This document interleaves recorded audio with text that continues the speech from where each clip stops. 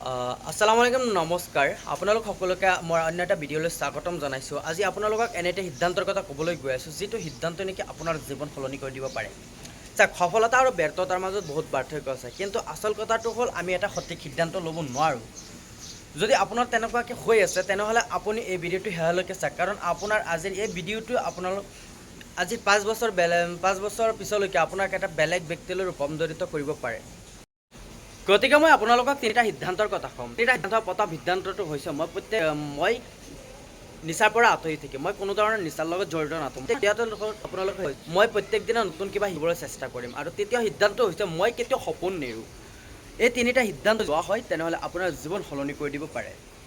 গতিকে আপুনি সঠিক সিদ্ধান্ত ল'বলৈ টাইম হৈছে আজি। গতিকে আজি সঠিক সিদ্ধান্ত ল'ব বিচাৰিছে, আজিয়ে লোৱা হয় আপোনাৰ সঠিক সিদ্ধান্ত।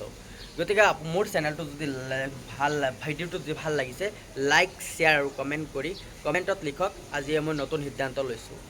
আৰু নতুনকৈ আহিছে যদি আপোনালোকে মোৰ চেনেলটো ছাবস্ক্ৰাইব কৰি বেল আইকনটো দবাই দিব, আৰু নতুন নতুন ভিডিঅ' আপোনালোকে পাই থাকিবলৈ এই চেনেলটোৰ লগত জড়িত হৈ থাকক। আৰু নতুন কিবা শিকিবলৈ নেক্সট ভিডিঅ'ত লৈ আহি আছোঁ। ধন্যবাদ।